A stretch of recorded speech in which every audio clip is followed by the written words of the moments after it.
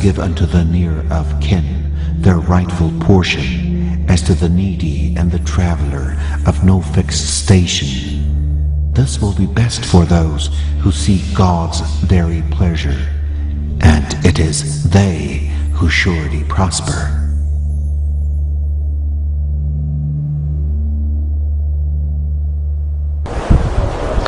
Bismillah.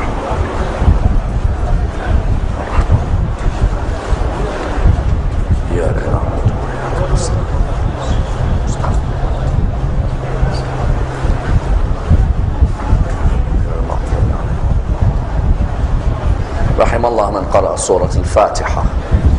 بسم الله الرحمن الرحيم.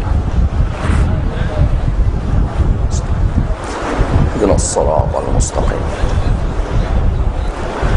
صراط الذين أنعمت عليهم غير المغضوب عليهم ولا الضالين. بسم الله الرحمن الرحيم. الحمد لله رب العالمين، والصلاة والسلام على سيدنا وعظيمنا وحبيب قلوبنا وشفيع نفوسنا أبي القاسم محمد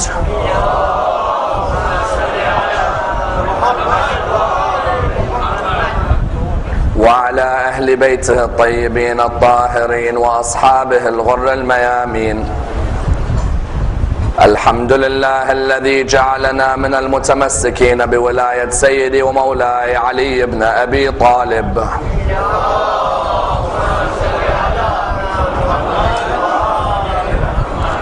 الحمد لله الذي هدانا لهذا وما كنا لنهتدي لولا أن هدانا الله. أما بعد، يقول الله في كتابه الكريم: بسم الله الرحمن الرحيم.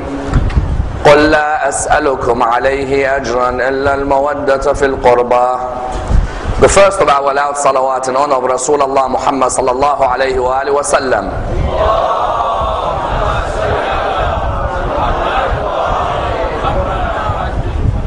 The second in honor of Amir al-Mu'mineen Ali ibn Abi Talib.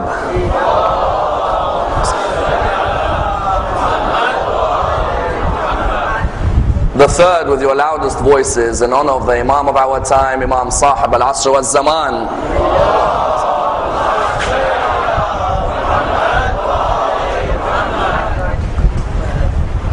There is a request for the brothers to come as close to the front as possible. Sallu ala Muhammad wa ali Muhammad.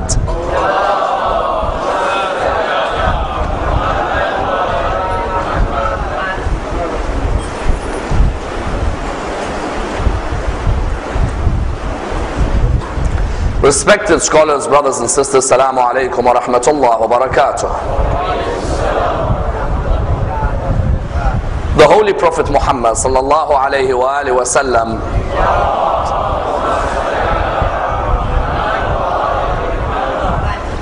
was born in the year 570, known as the year of the elephant. He occupies a prominent position within the religion of Islam and is revered as the greatest personality within the religion. A man whose life has to be examined in depth, for there are many lessons to be learnt and indeed many examples to be derived. And indeed a man whose biography has been unfortunately very much undervalued and indeed very much underestimated. Therefore it is vital that we discuss his biography from the day that he was born until the day he died, in order that we are able to, number one, take as many practical lessons from his life and apply them into our own lives, and then number two, remove any misconceptions that surround his biography. For there was a period in medieval Europe when he was seen as being the devil incarnate, or he was seen as being the false Messiah, or he was seen as being the Antichrist. And therefore there is a need for us to dissect the biography in order that we present him in his true light as a mercy for mankind and a moral exemplar to everyone. As we said, he was born in the year 570, known as the year of the elephant. The Arabs did not have a calendar dating system as such. The Arabs, what they used to do, they used to look at what was the important event in that particular year, and then give the name towards the year. As in, for example, if there was a famous personality who died, they would name the year after that personality. Or if there was a war that took place, they would name, for example, the year after that war. The year within which the Prophet was born was called Am al-Fil, the year of the elephant, because of an incident that took place involving an army of elephants. Because what you had at the time, you had within Arabia people who used to go and visit the Kaaba. In Yemen, there was a church which was built by an Ethiopian man by the name of Abraha. Mark the words Ethiopian, because Abraha's niece is Bilal al-Habashi's mother. Abraha's niece, later on when she's caught as a prisoner, she gets married within one of the Arabian tribes and she gives birth to a son by the name of Bilal. Hence, when Bilal is known as of the people of Habash, it's because his mother's uncle was this Abraha, who was an Ethiopian but was the governor of Yemen. Abraha had always been envious of the fact that there were people who would go towards the Kaaba but not come towards his church in Yemen. He had tried to send emissaries and ambassadors to go towards the Kaaba and to try and tell the Arabs that, listen, leave your place of worship because your place has been polluted. Originally you are people of Abraham, but now you worship idols. It's better that all of you come to my church in Yemen and make my church the main center of the area. When he had sent one of his emissaries, when he noticed that the emissaries were not successful, the narrations tell us that he decided it's better for him to take his army and march into the Kaaba and to take an army of elephants. Hence, within the religion of Islam, you have a chapter called Surah Al-Fil, chapter 105 of the Quran. And the chapter begins, Bismillah ar-Rahman ar-Rahim. Alam tara kayfa fa'ala rabbuka bi ashabil fil. Have you not seen how your Lord dealt with the people of the elephant? Because when Abraha came, he came with elephants. There was only a few elephants that he bought. But as we know, elephants are oversized, that there only needs to be a few for them to capture your attention. When he came towards Arabia, he came with these elephants, and there were people who definitely were scared. That's why the main person who counteracted him was who? Was Abdul Muttalib, the grandfather of the Prophet. Abdul Muttalib told the people, number one, go and hide in the desert hills. So they went to hide in the desert hills. Then Abdul Muttalib was chosen by the people to go and meet Abraha. Notice from the beginning of the biography of the Prophet, we see that the line of Abraham through Ismail is still looking after the birthplace of Ismail. Yesterday we said in Genesis chapter 17 verse 18 to 20, God promised Abraham that in the line of Ismail there will be 12 princes who are part of a fruitful generation. Abdul Muttalib, what did he do? Abdul Muttalib at this moment came to Abraha. He entered Abraha's tent. Abraha was sitting down. When he entered the tent, Abraha looked at him. He saw quite an imposing figure. He then said to him, sit down. And he said to him, what is it that you want? He said, I want my camels. He said, sorry? He said, I want my camels. You took my camels. I want my camels returned back to me. He looked at him and he said, you know, when you entered my tent, I had a lot of respect for you. But now I've lost all that respect. Abdul Muttalib said, why? He said, when you entered my tent, I thought this is a man who will want his black cube known as the Kaaba protected. Instead, all you want is the camels? He said, that house has a Lord for its own to protect it. And I am the protector of my lot of camels. I want my 200 camels being given back to me. He said to him, get out, get out. There's no agreement between us. Abdul Muttalib came back a second time to try and persuade him. Again, Abraha wouldn't agree. Abraha decided he'll take his elephant, and most of the narrations indicate another 6 or 7 elephants, and march towards the Kaaba. They marched towards the Kaaba, and the Quran put it quite beautifully. When the Quran said, أَلَمْ تَرَ كَيْفَ فَعَلَ رَبُّكَ بِأَصْحَابِ الْفِيلِ أَلَمْ يَجْعَلْ كَيْدَهُمْ بِتَضْلِيلٍ وَأَرْسَلَ عَلَيْهِمْ طَيْرًا أَبَابِيلَ تَرْمِيهِمْ. You all see that what Allah subhanahu wa ta'ala, what did He do? He ensured that if you plan and I plan, I'm the greatest of planners. These elephants were coming. They were ready to bring their victory.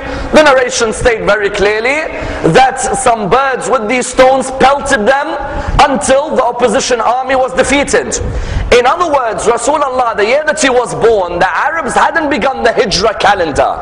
We know the Hijrah calendar began after what? The Hijrah calendar after the Prophet migrated from Mecca to Medina. Then you had 1 AH, 2 AH, 3 AH, 4 AH. Before that, what did you have? Years according to incidents. So the date of his birth is differed on between the different schools in Islam. Our brothers in other schools celebrate his birth on the 12th of Rabi' al-Awwal. We celebrate his birth on the 17th of Rabi' al-Awwal. It is vital that this isn't a cause of friction between us. Why? Sayyid al-Khumaini, may Allah bless his soul, used to stress on this week being a week of unity between Muslims. Because all of us are sharing a common denominator, and that is the life of our Prophet. It should be a case where on the 12th of Rabi' al-Awwal our mosques go, or our imams go to the mosques of our brothers and celebrate with them. And on the 17th, our brothers are welcomed into our mosques to celebrate with us. There is a difference of opinion, and in the historical research you'll find, I think barring Shaykh al-Kulaini, most of the others will say that he was born on the 17th of Rabi' al-Awwal. It wasn't an easy first few years for him. Imagine in your first few years, your father passes away, according to some narrations, only a few months into his life. His father Abdullah passes away, and therefore Rasulullah is born an orphan. Hence the Quran saying, أَلَمْ يَجِدْكَ يَتِيمًا فَآوَى. When the Quran says, أَلَمْ يَجِدْكَ يَتِيمًا فَآوَى, what does it mean? It means, did we not find you an orphan? The Prophet, when he was born an orphan. His mother Amina was alive, but his father Abdullah had passed away. And his mother Amina did what most Arabs do to their babies at the time. If you were of the noble aristocracy of Mecca, what would you do to your baby? After 8 days of the birth of your baby, the Meccan aristocrats would take their babies to the desert, so that their babies are suckled and breastfed by a wet nurse in the desert.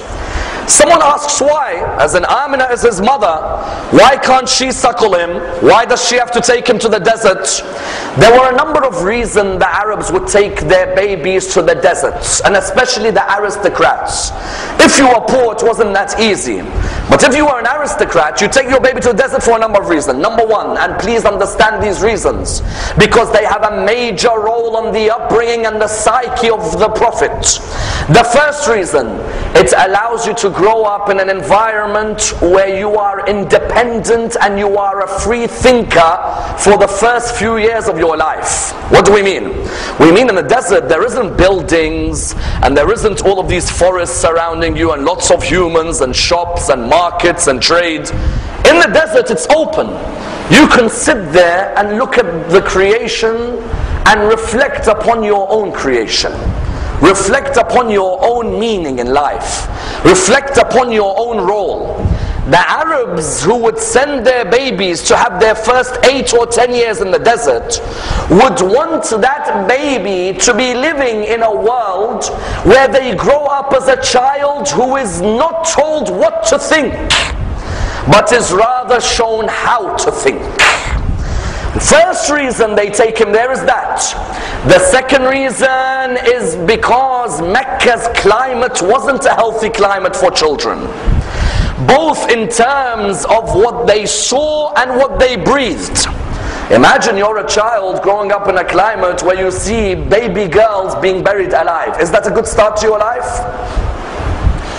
Or you see people performing tawaf of the Kaaba, circumambulating the Kaaba naked. The Arabs used to go around the Kaaba and tawaf naked, because they said God created us free, so there's no need for clothes. clothes. Clothes are impure. Let's go and circumambulate his house like how he created us, completely in the nude. The Prophet, his mother Amna, wanted him to be growing up where? Grow up in the desert, so he doesn't see this. Number 3, because Mecca's wind and air, as I said, it was hot, it was unhealthy, there were pests and epidemics. So his mother Amna did what? She made sure that he was sent there. The first lady to have breastfed him, and most narrations say 2. The first one, and both of them were chosen by who? By Abdul Muttalib, his grandfather.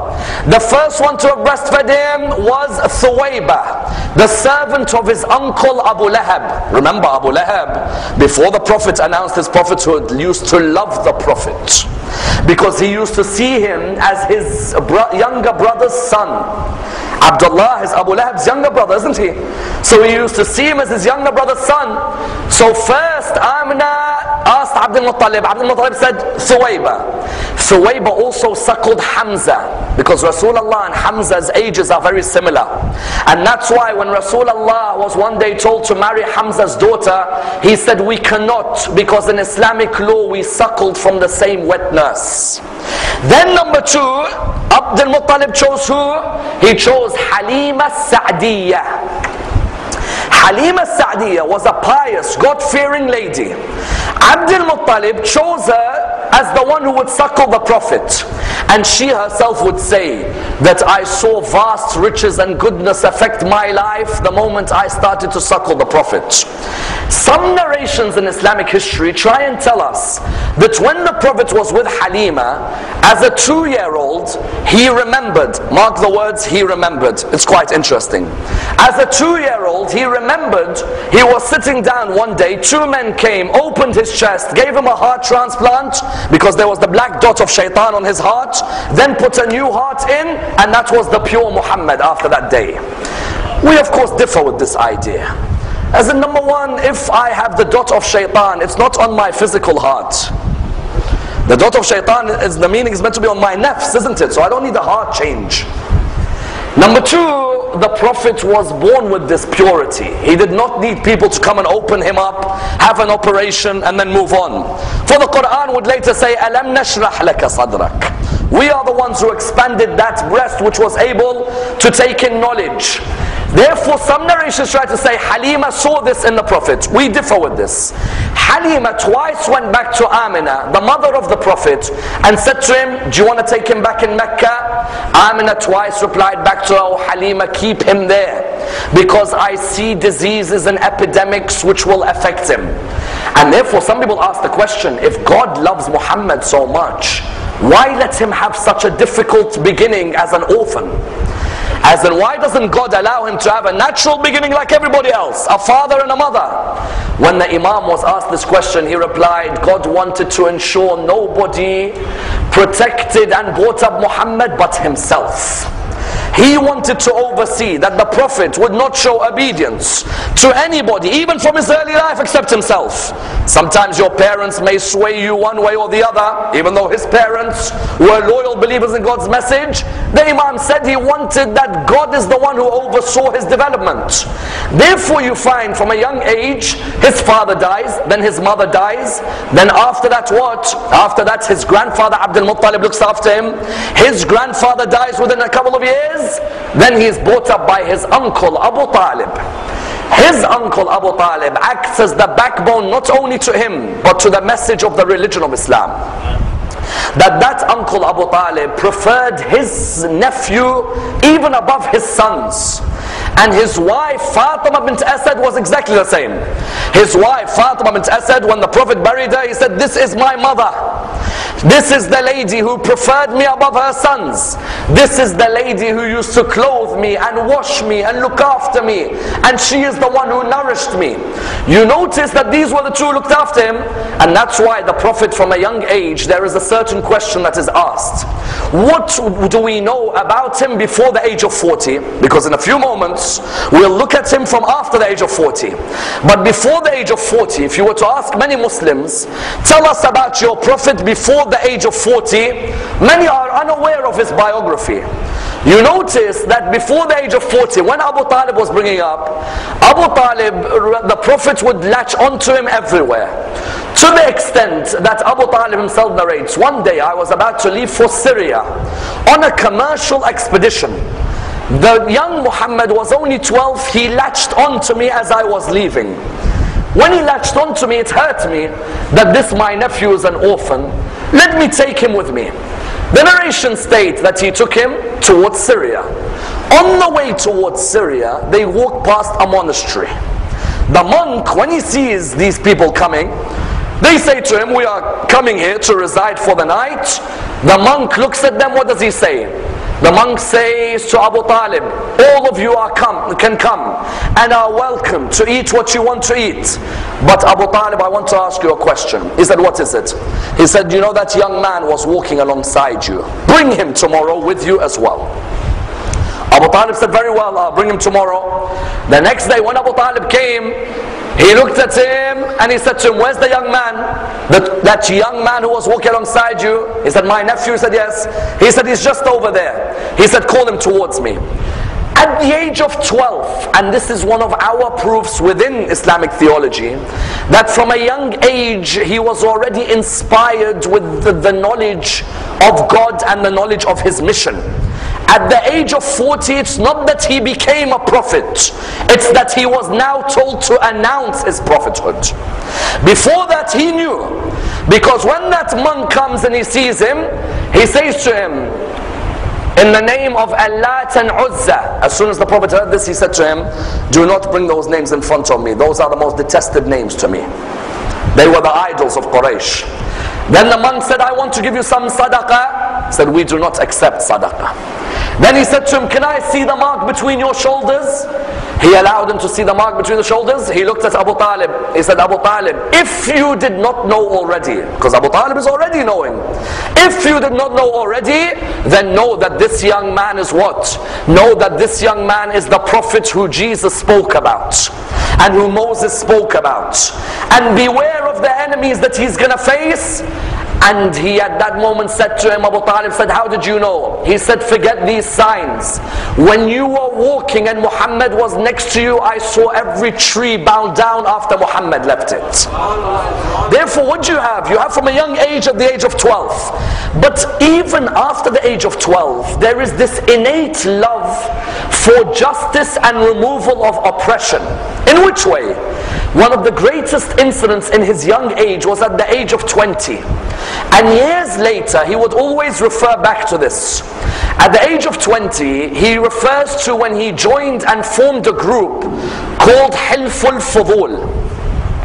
Hilful Fudul, what was it? In Arabia, many people would come for the markets. When they'd come from the markets, they'd come from outside the market area. When they'd come from outside the market area, the narration states, they'd come from outside the market area and they'd bring their goods and the people of Arabia would buy. One of these people came from Banu Zubayd, or some say Banu Zabid. He came to sell some of his goods to Al-As ibn Wa'il, the father of Amr. When he sold his goods, he said to the father of Amr, he said, Al-As, give me my money. He replied back to him by saying, which money? He said, you've just taken my goods, I want my money back. He said, there's no money for you. And you're a stranger in our land, you're not going to get your money back. And I'm one of the aristocrats of Arabia, so you might as well forget about it. This person, what did he do? He was so enraged, he went on one of the mountains in Arabia and he said, O people of Arabia, I have come as a stranger to your land, and I have been involved in a business transaction, and none of you have sought to help me when this man has taken my rights. At least one of you speak up. A 20-year-old called Muhammad speaks up for him. He gets up and he says, it is unjust for us to be like this with a person who is a guest in our location. And secondly, in a business transaction, how can we be unjust when the goods have been sold? Let us form a league which looks after the rights of business employees, and let us form a league which protects transactions within the Arabian state. How old was he? Remember, he wasn't old, he was 20. There is still no announcement of his prophethood. But from that young age, the first sign people noticed of him, a man who speaks out against injustice. We in 2011, the first example we take of him, how many of us speak out against injustice, be the injustice against Muslims or non-Muslims? Our Prophet didn't look at that man and say, well, that man is not a Muslim, so I'm not going to speak up what's right. Whenever we see any oppression anywhere in the world, we must speak out against that oppression. Because our Prophet from his young age taught us this. This is number one.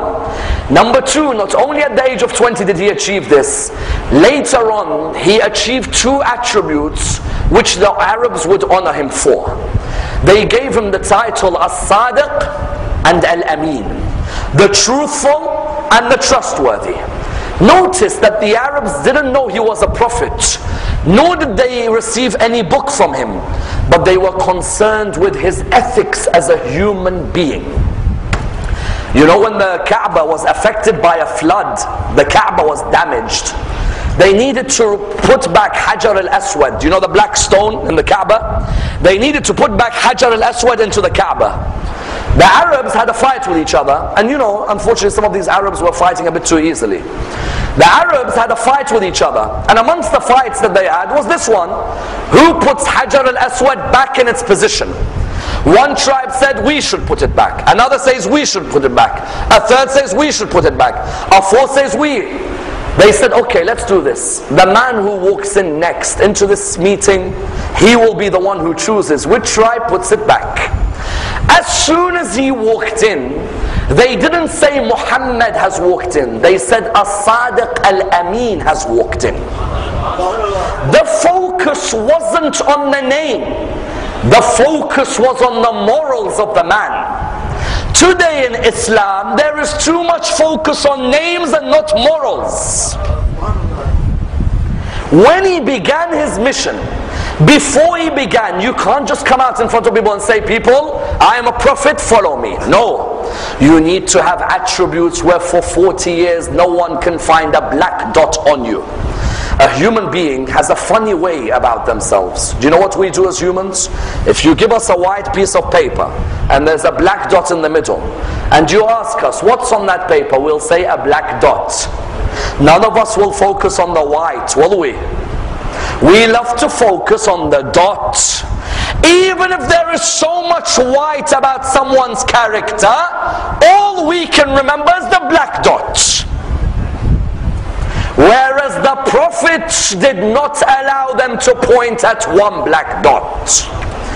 Sadiq, Amin. When he therefore came to announce his prophethood, he came to them and used this. He said, did you not call me As-Sadiq? Did you not call me Al-Amin? When Hajar al-Aswad was to be placed, was I not the one who said, oh, four tribes, why do you fight each other? One of you holds one part of the cloth, another holds a second, a third holds a third, a fourth holds the fourth. Carry Hajar al-Aswad, all four of you, and I'll pick it up from you and I'll place it. When he announced his prophethood at the age of 40, the question arises, what was the aim of his prophethood?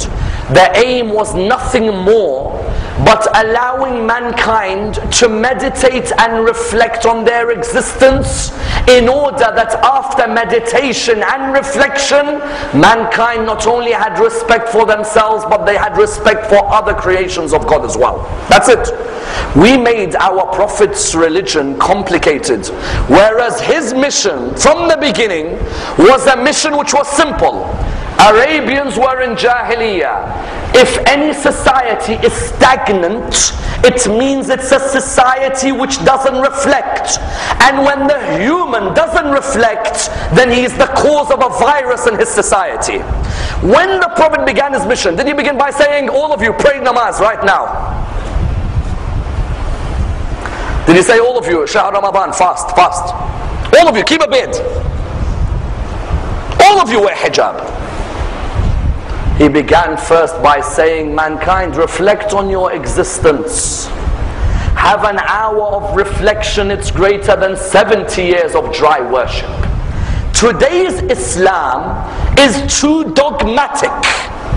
It is too focused on halal, haram, halal, haram, halal, haram, wajib, makruh, halal, haram. You're looking at them and you say, this is what Muhammad bought? No. The Prophet began his mission, and the first part of the mission was what?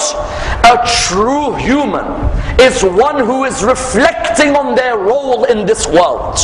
The moment they reflect, everything else will fall into place. Today's Muslims, we focus on the jigsaw pieces, we've forgotten the puzzle. Notice Miqdad, what does he say? He says those early days in Islam, what were we doing?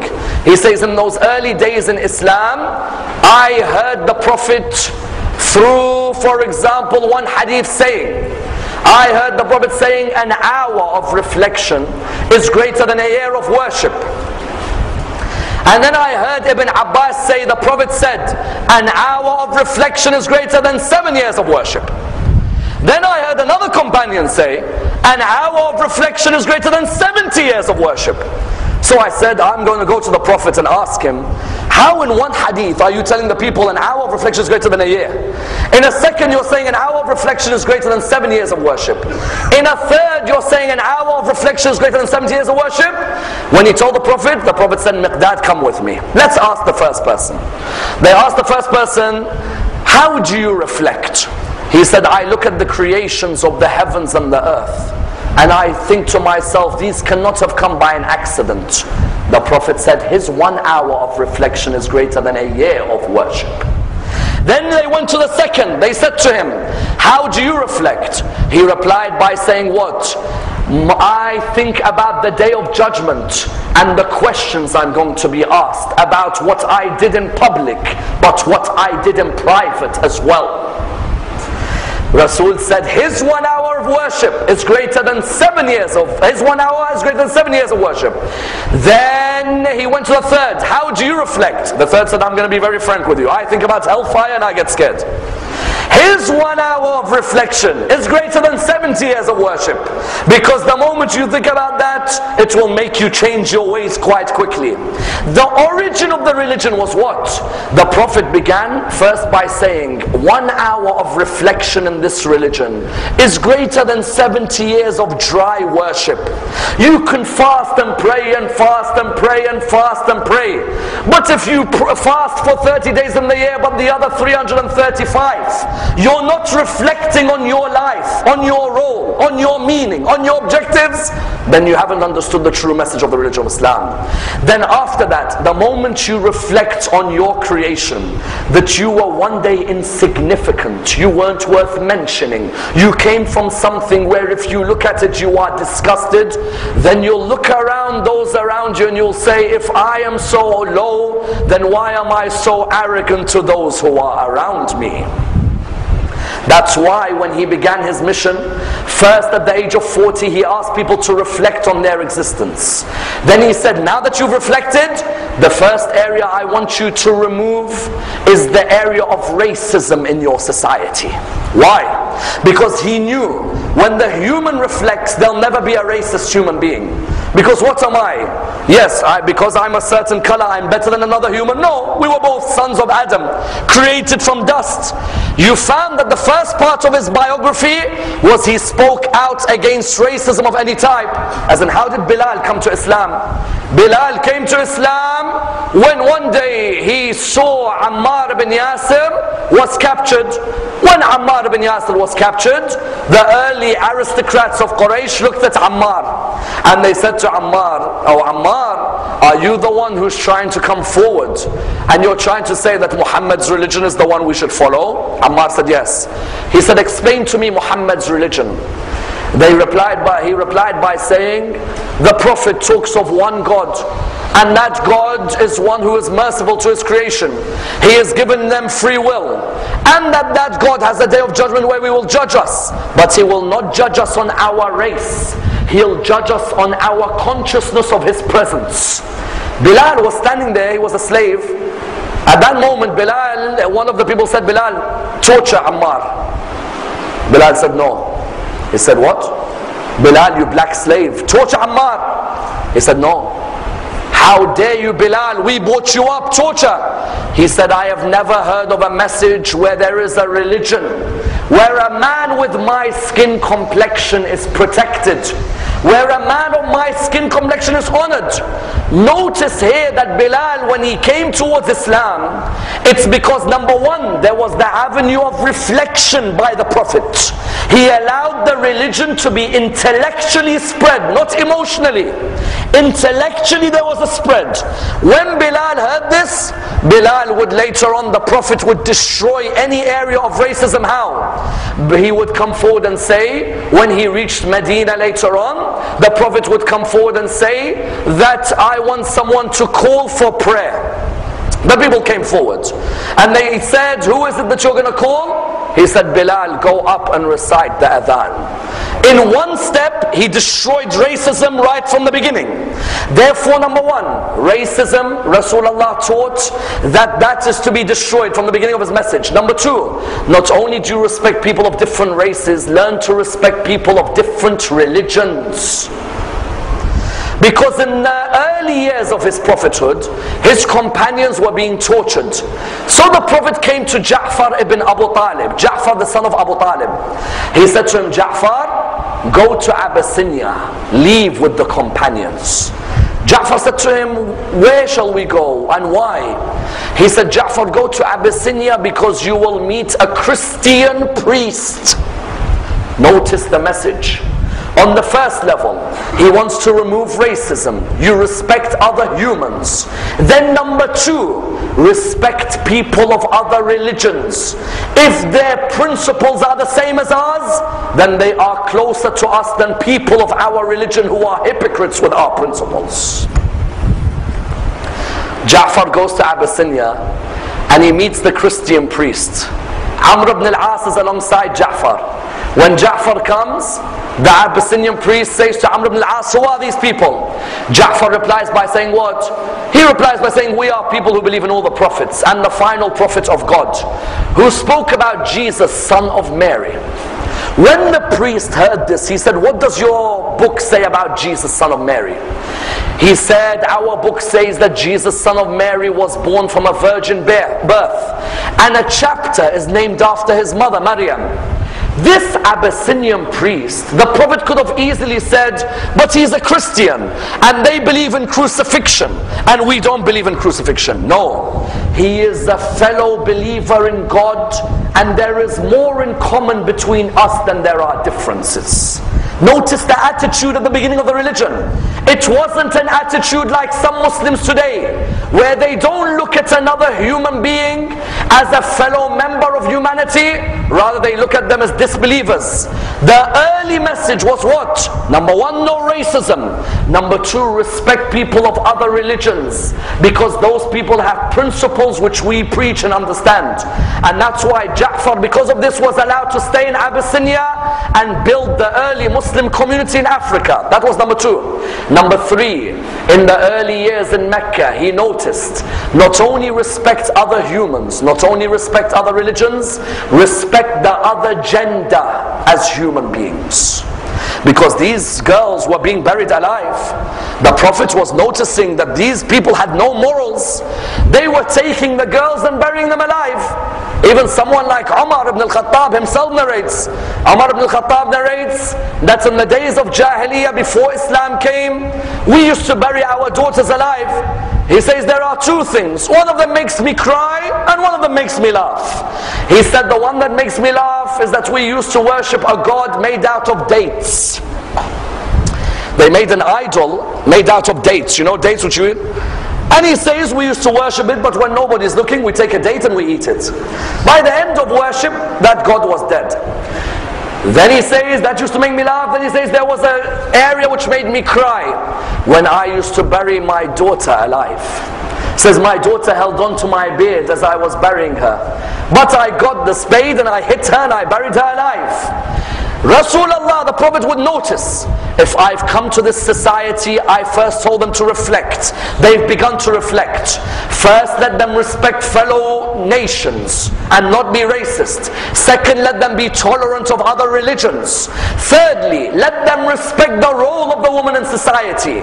Because if I give the rights to the woman, then we'll have great nations. Notice what he does. First, the woman is not to be buried alive. Second, the woman is to inherit and not be inherited. In the past, woman would be inherited. The Prophet comes and says, no, she has the right of inheritance. Number three, a dowry is to belong to the woman. In the days of Arabian Jahiliyyah, the dowry goes to the father of the girl, not the girl. When he came, he said the dowry goes to the girl herself. Number four, heaven lies underneath the feet of a woman. Heaven lies underneath the feet of the mother. When the Prophet, one day, a Jewish young man becomes Muslim, he comes to the Prophet. He says, "O Prophet of God, my mother is Jewish, but I am a Muslim. How do I treat her now that I've become a Muslim?" The Prophet said, "You treat her better than you used to treat her before." He went home, he started doing all the chores. His mother looked at him. She said, "Ever since you became a Muslim, you behave like this. Why?" He said, "My Prophet tells me heaven lies under your feet." She said, "If this is what the Prophet preaches, then I want to join the religion of this Prophet." That was then number four. Then number five, as part of his moral system, even his enemies would respect him, in the idea that many of them would keep their trusts with him. On the night that he left Mecca, 13 years he was in Mecca, 10 years he was in Medina. On the night that he left Mecca, he left Ali ibn Abi Talib behind to sleep in his bed. Was that the only role of Ali ibn Abi Talib? No. Ali ibn Abi Talib had a second role. "Oh Ali, after you have left my bed, the next day, return the trusts of my enemies that they entrusted with me." Imagine the enemies of Quraysh would say to the Prophet Muhammad, "We don't believe in you, we hate you, we think you're crazy. Do you mind looking after our gold necklace for us?" Because it was an ethical trait where even though the person is my enemy, I as a prophet of God have not come to make enemies. If I can show that I am trustworthy, let my enemies deposit with me. Therefore, after Mecca 13 years, he moved on to Medina. And the fifth important area when he left after 13 years, at the age of 53, when he went to Medina, when they fought him in his battles, many people would come and say Muhammad spread his religion by the sword. Whereas the reality is those battles that occurred were defensive battles and they were not offensive. If they were offensive, then you could say that he spread the religion by the sword. Whereas on the contrary, they were what? They were defensive battles. Were they defensive battles to protect Muslims only? No. The Quran came forward in chapter 22, verse 39 to 40 saying what? "Were it not for us telling our Prophet to come out and protect himself, there would not be a single church, synagogue or mosque in existence in Arabia." I ask you, if this Prophet came to spread his religion by the sword, why is the Quran talking about churches and synagogues? Chapter 22, verse 39 to 40. "Were it not for our Prophet defending himself, there wouldn't be a single church, synagogue or mosque." The reason is Islam was trying to say, when we are defending ourselves in Medina, we are looking to defend every single area of worship which says there is only one God. It's not just for us. The Quran would come with a statement. "Say, O people of the book, قُلْ يَا أَهْلَ الْكِتَابِ تَعَالَوْا." O people of the book, O Jews, O Christians, come. We don't want to fight you. Muhammad's original message was, we don't want to fight the people of the book. O people of the book, come to a joint word between us and you. Chapter 3, verse 64. That we will only worship one God, we will not put partners to God, and we will not take lawgivers besides God. After those early battles, you even notice a focus in his message on education. That after the battle of Badr, when he takes those prisoners, some of his companions say to him quite recklessly, "Let's kill them." He says, "No. Let's treat them with the best of treatment and let's say to them something." They say, "What is it?" He says, "We will ransom them if they teach 10 of our people how to read and write." From the beginning, it was a message in Medina on a focus on education. Seek knowledge from the cradle to the grave. Today's Muslims seek knowledge from the cradle till marriage. After that, become lazy. Seek knowledge from the cradle to the grave. Read until the final moments of your life. The value of a believer is what? Is their knowledge, is their wisdom. You notice, what does he do? He doesn't want the prisoners tortured. No. If you can teach reading and writing, then these are the basis of a great society. Then after that, in establishing himself as the head of the state in Medina, does he say the Jews should be kicked out or the Christians should be kicked out? No, he forms a constitution called the Constitution of Medina. The Jews will worship in their synagogues, the Christians will worship in their churches, and the Muslims will worship in their mosques. There is nothing wrong with having a society of multi-religious dimensions. And even after that in Medina, when he is ordered by his Lord to go to Mecca, he hasn't returned to Mecca since he was expelled. When he returns to Mecca, his companions say, let's go back and fight those Meccans. He says, no, we will conduct a peace treaty with them. His companions say to him, what do you mean peace treaty? Surely it is our chance to destroy these people's lives, to finish them like they tortured us, like they finished us, they killed us. The Prophet said, no, let's have a peace treaty with them and allow them to be opened up to the mercy of the religion of Islam. And that's why, do you know when the Prophet opened Mecca, he taught us an ethical lesson, like the ethics of removing racism, like the ethics of respecting other religions, like the ethics of respecting the other gender. He taught us the ethical lesson by the name of forgiveness. Many Muslims find it hard to forgive today. A person who wrongs me, or a person I see committing wrong, I find it hard to forgive them. You tell them, but the years have gone. Maybe the person changed. Maybe the person repented. No, I saw the person do this, or the person said this, and I'll never forgive them. Whereas their Prophet was the most forgiving of men. When Mecca was opened, there were two men who came towards him, who he forgave, who me and you would never forgive. The first of them was Wahshi, the man who mutilated the body of his uncle Hamza. Imagine your uncle who brought you up alongside Abu Talib. You saw his body mutilated by this man. To the extent, do you know what Hind, the mother of Muawiyah, did?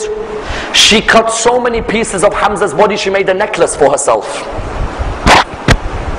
And this Wahshi ripped Hamza's chest apart. When Mecca was opened, Wahshi, Abu Sufyan, Hind, people like Habbar ibn al-Aswad, they thought to themselves, we're never going to get forgiven by Muhammad. Muhammad's going to enter Mecca and he's going to execute us for what we did. Wahshi and Habbar said, but we hear Muhammad's a man of mercy, and that his religion is merciful and forgiving. He came to perfect the akhlaq of man. إِنَّمَا بُعِثْتُ لِأُتَمِّمَ مَكَارِمَ الْأَخْلَاقِ. I have come to perfect the morals of mankind. So they said, let us go and approach him. Wahshi went to him. When Wahshi came, he said, O Prophet of God, forgive me. I was in the days of ignorance. I didn't know about the message of Islam. I heard rumors, but it weren't true. O Prophet of God, forgive me for what has happened. And the reply was, O Wahshi, you are forgiven. Now leave this area. Then Al-Habbar ibn al-Aswad came. Do you know what Al-Habbar ibn al-Aswad did? The Prophet, one of his daughters, or in some narrations, stepdaughter Zainab, she was pregnant. She was meant to go towards Medina. Al-Habbar wanted her to miscarry. So on her way towards Medina, he came and scared her in a way where she ended up miscarrying her child. When the Prophet heard this, he was saddened. When he opened Mecca, Al-Habbar came and he said, O Prophet of God, I am the cause of the miscarriage of your grandchild.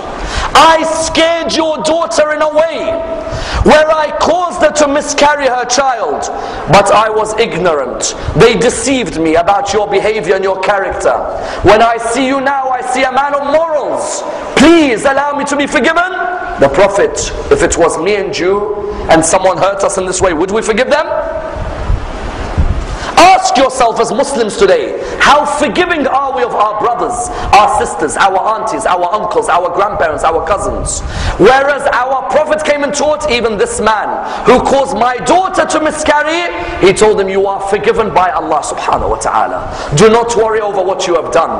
And that's why his focus would also be that the basis of a great community is all of these ethics of tolerance and patience and forgiveness, especially patience. You think as Muslims today, we have to be patient? We take it from him. Some of us have to be patient in our marriages. Some of us have to be patient with our children. You find he had to be patient with his marriages and with his children. With his marriages, would you believe he had married a lady by the name of Shamba?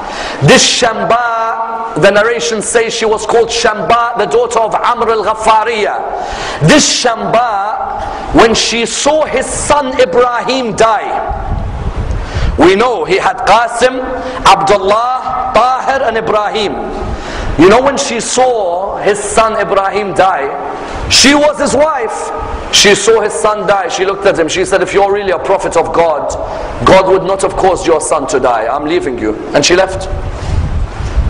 Do you know how much patience you have to have when you're married to someone and they talk like that to you? For you to tolerate. But he was patient. He had another wife by the name of Malika. This Malika heard some people say, your dad, the cause of his death was Muhammad. She said, take all your possessions. She left. Sometimes in our lives we say, look what we face. Your prophet had to face more. Your own prophet had to face more. But he used to say, patience is to faith like the head is to the body. There can be no body without a head, and there can be no faith without patience. Even he had to see a loss of his children. His son Ibrahim died, his son Qasim died, his son Abdullah died. Some of us today say, how comes our children died? How comes my friend's children died? When we say Rasulullah is an uswa and examples, because everything that we face, the Prophet faced in his life as well. And that's why before he died, he did what any great leader will do. He made it clear to his people that even though I am dying, I will first ensure that I leave behind guidance for you. He left behind guidance on the day of Ghadir when he raised the hand of Ali. And he made it clear to the people that I will never leave this world without ensuring that there is a guide for you who continues to protect the message in the way I gave you the message. But his final act was a true act of charity. His final act was, in Islam, as causing a smile for a fellow human is an act of charity. When his daughter Fatima came towards him when he was dying, there is a narration which states that first she cried, then she smiled. In this one act, the Prophet was showing us that from the beginning of my life until the end, ethics and morality was the message of my biography. When Fatima turned around, they said to Fatima, you cried and you laughed? She said, I cried because he told me he is about to pass away. But then I smiled because he told me I will be the first of his family to join him. Notice from the beginning until the end, the man was a man who brought a smile into the life of humanity and left with a smile. And that's why until today, as a conclusion, it's not only Islam that respects him but others. Guru Nanak believed Muhammad was an agent of Brahman. You find, for example, that somebody like the Christians, the Latter-day Saints, say although we do not believe in him as a prophet, we say he was a moral exemplar to mankind. And no better words than the words of Gandhi when he said, it is impossible that millions are attracted to this man because of his sword. No, it's not his sword. It was his pledges which he kept, and his simplicity in his life, and his devotion to his family and friends that made this man the man that he was.